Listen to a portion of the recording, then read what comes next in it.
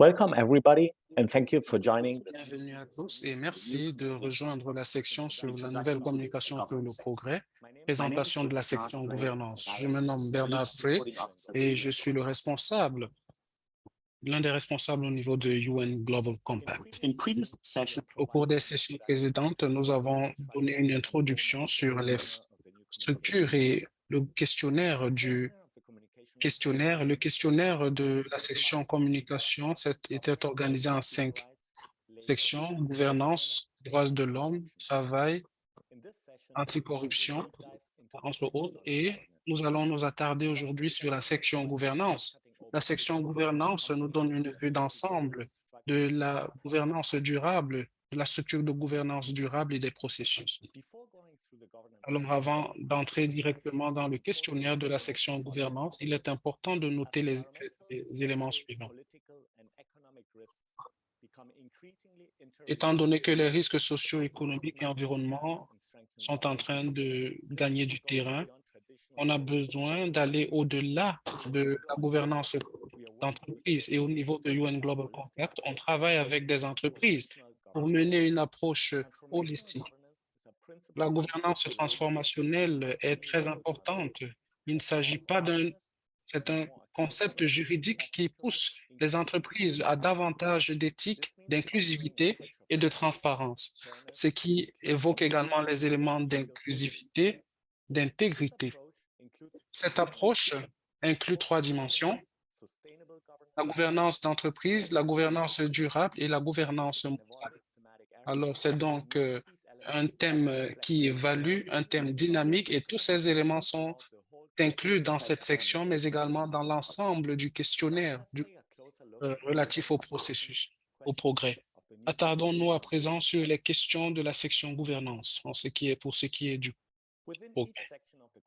Dans chaque section du questionnaire, les questions sont groupées en catégories différentes. Nous avons donc les processus qui s'attardent sur des engagements pour traiter les différentes questions, les efforts qui ont été consentis pour empêcher les impacts sur ce sujet. Nous avons également l'indicateur de performance, sans oublier les réponses, les rapports et les éléments de rémédiation. La section des engagements inclut des questions sur 5 sujets principaux. Nous avons le conseil d'administration, nous avons les engagements établis sur le plan public, nous avons le code de conduite, les responsables individuels et la structure formelle. Ces éléments sont importants parce qu'il y a des mesures qui peuvent démontrer la bonne gouvernance au sein d'une entreprise et promouvoir la durabilité. Et la direction générale prend donc ses responsabilités pour assurer la bonne organisation. Sans leur engagement, aucune partie ne peut atteindre ou réaliser les objectifs de durabilité. Alors, pour mieux gérer ces aspects, il faut bien communiquer aussi bien sur le plan interne qu'externe. Il y a également la responsabilité au niveau de l'organisation et bien sûr, un code de conduite interne établit les principes qui régulent le comportement. Et on établit également des standards pour un niveau minimal de conformité. Pour les organisations de durabilité, il faudrait également intégrer des groupes qui sont responsables de la réalisation de ces objectifs. Ceci crée une structure formelle dans le cadre de la réalisation des objectifs. Créer une sorte de fracture nous permet d'assurer dans tous les niveaux, et ce qui permet également de réaliser les objectifs à long terme à, à bas prix. Attardons-nous à présent sur les questions qui entrent dans le secteur de l'engagement. Comme nous l'avons mentionné, un élément clé pour réaliser les objectifs de durabilité s'attarde sur l'engagement du conseil d'administration. Notre première question demande des identifiants clés pour avoir les engagements de la direction générale. À ce niveau, les problèmes liés à la direction générale sont très importants pour la durabilité dans le cadre de l'entreprise. Il n'y a pas d'éléments ou de documentation. Il y a des éléments de documentation, comme les sites web, entre autres.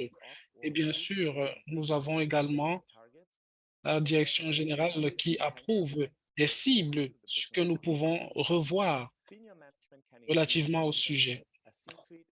La direction générale inclut également des grandes entreprises ou alors du personnel qui s'attarde sur l'entreprise, les questions liées à l'entreprise. Cette question demande, est-ce que l'entreprise a des engagements publiquement établis en ce qui concerne les sujets de durabilité? Lorsqu'on parle d'engagement, on parle également de responsabilité, des engagements, des attentes qui aident l'entreprise à identifier et à gérer les risques et les opportunités, à promouvoir les services bénéfiques et les investissements, à réduire l'impact négatif en fournissant des processus bien élaborés. Et bien sûr, nous avons le site web de l'entreprise ou bien euh, d'autres éléments à prendre en compte. Cette question, cette question-ci demande si l'entreprise a mis en place un code de conduite en ce qui concerne les sujets de durabilité. Pour résoudre ou alors atteindre cet objectif de durabilité, il faudrait le code de conduite, qui est un document qui insiste sur les principes et standards qui aideront ou alors qui seront suivis par les États, par les différents, par les différentes parties prenantes. Alors, il faudrait donc insister sur les systèmes de contrôle, les, les différentes politiques. Ce code de conduite peut aller de tous les employés ou alors à ceux-là aux fournisseurs, sans oublier qu'il peut intervenir dans les différentes relations.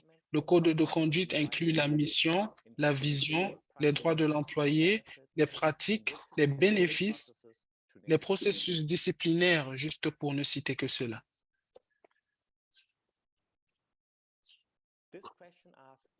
Cette question demande si l'entreprise a nommé un individu ou alors un groupe responsable des questions liées à la durabilité. En nommant un groupe individuel pour traiter des différents sujets, on crée ici un mécanisme pour les différentes politiques environnementales et sociales, des initiatives également et l'évaluation des risques, sans oublier régler les questions relatives aux impacts négatifs. Ici, il y a des responsables de durabilité, sans oublier d'autres responsables, bien sûr. Cette question demande si l'entreprise a une structure formelle pour pour traiter des sujets de durabilité suivants. On a au niveau de l'entreprise, le département de durabilité sont des exemples de structures sur lesquelles il faut s'attarder. Les structures formelles donnent l'opportunité aux entreprises de traiter certains problèmes en traitant bien sûr la question des canaux de communication. Les petites entreprises doivent avoir des processus informels et la capacité, plus ou moins la capacité des grandes entreprises. Il faudrait donc prendre en compte plusieurs formes. Dans le cadre de la section de prévention, on parle de deux principaux sujets, l'évaluation des processus de risque et la diligence, le processus de diligence. L'évaluation des risques et la diligence sont des aspects très importants pour la stratégie d'organisation. Dans le cadre de la communication, la gestion des risques s'attarde sur des problèmes qui affectent l'entreprise et englobe également les questions liées aux entreprises, que ce soit les questions de risques financiers, opérationnels, de transition, des problèmes de risques environnementaux ou alors de transition. Alors, les risques environnementaux peuvent faire intervenir des pénuries et, par exemple, lorsqu'on parle de pénurie d'eau, on peut avoir ici des problèmes qui sont entraînés au niveau de l'entreprise. Il faudrait donc insister aussi sur la question de diligence parce que euh, lorsqu'on s'attarde sur les droits de l'homme des Nations Unies, on parle également de l'impact négatif que cela peut avoir sur les personnes et l'environnement. Ainsi, on a un processus qui s'attarde sur l'identification de comment est-ce que fonctionne la consommation en eau d'une entreprise et comment cela impacte les communautés et bien sûr gêne l'écosystème et comment bien sûr cet impact peut être réduit ou bien réglé complètement. Avec les définitions en tête, cette question demande si l'entreprise a mis en place un processus pour évaluer le risque. Alors, on a donc ici l'aspect environnemental. Comment est-ce que cela pourrait affecter l'entreprise? L'évaluation des risques peut se focaliser sur l'opération de l'entreprise, mais de manière idéale, il faudrait insister sur la chaîne de valeur. La chaîne de valeur inclut non seulement les fournisseurs, mais également les consommateurs, les communautés et les autres parties prenantes. Ces entreprises qui euh, évalue les risques ou alors d'autres relations, on peut, en répondant oui, cette question entraînera une autre question qui demande si ces relations ont été revues, si le risque lié aux droits de l'homme, au travail, à l'environnement et ou à la lutte contre la corruption serait sévère.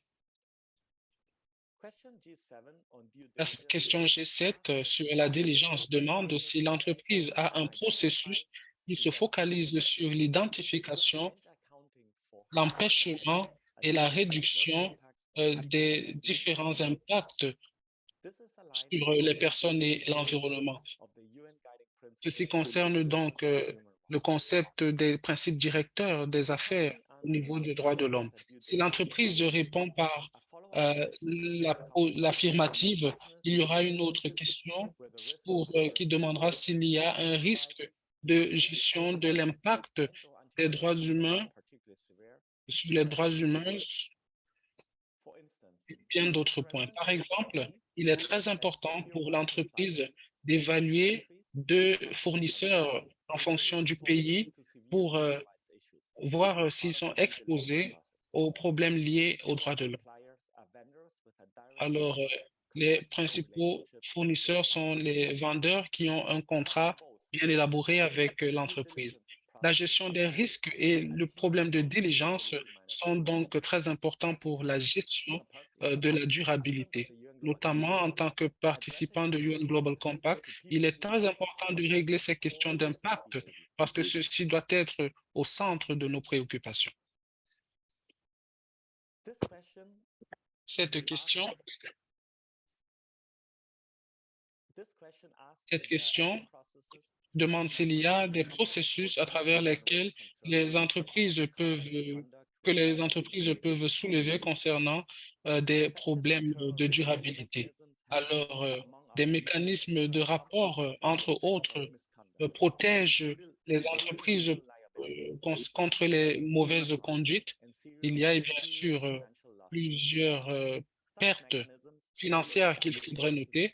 Et dans ce sens, on s'attarde également sur le manque d'éthique ou alors les mauvaises conduites.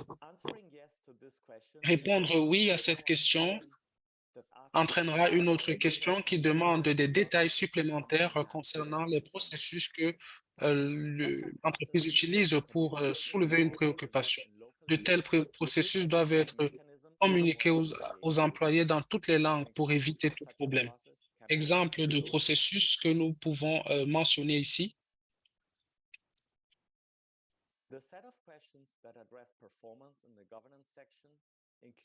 Pour ce qui est de la section performance, on a le lien entre le paiement exécutif ou alors la durabilité du lien de performance, sans oublier la composition du conseil d'administration.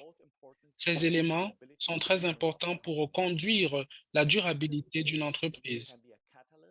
Alors, le paiement peut être un catalyseur pour la durabilité de l'entreprise. Pour ce qui est de la composition du bureau ou du conseil d'administration, cela est très important également pour les deux aspects. Des études ont montré que des entreprises qui ont un bureau diversifié réalisent beaucoup plus d'objectifs.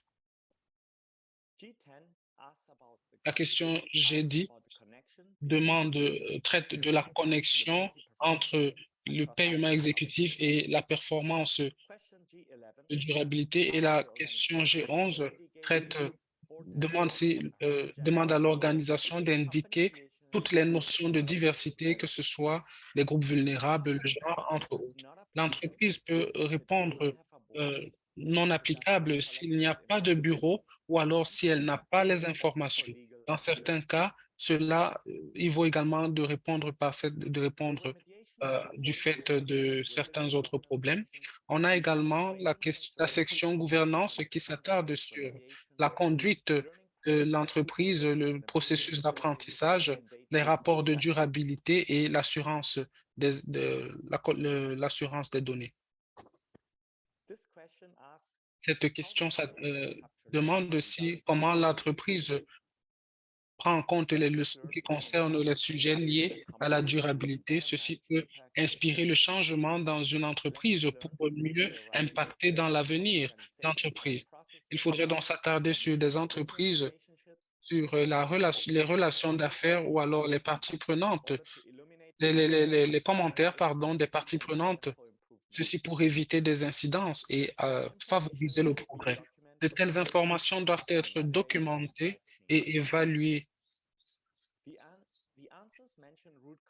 Les, a- les- les réponses prennent en compte euh, plusieurs processus. Il s'agit ici d'identifier des solutions appropriées. Une analyse permet aux travailleurs d'éviter des incidents. Cette question demande si l'entreprise produit des rapports de durabilité en fonction des standards de réglementation. Ceci peut avoir un impact sur la qualité, améliorer la transparence et bien sûr promouvoir des actions de durabilité. Exemple de standards de rapport de durabilité, nous avons par exemple le directeur en charge des rapports. L'assurance des tierces parties est très importante pour la gestion des données et bien sûr l'amélioration de la relation de confiance. Cette question a pour objectif de jauger si l'information des entreprises a été assurée par une tierce partie. La gestion des données des tierces parties est très recommandée, mais n'est pas nécessaire pour terminer le processus. Et bien sûr, il faudrait que ce soit géré par une entité indépendante très expérimentée. La question inclut également la sélection de plusieurs éléments, plusieurs entreprises qui assurent certaines matrices et qui assurent certaines matrices à un niveau limité, alors qu'on a d'autres qui assurent des matrices à un niveau un peu plus élevé. Nous serions donc très heureux de répondre à vos différentes questions. Merci pour votre aimable attention.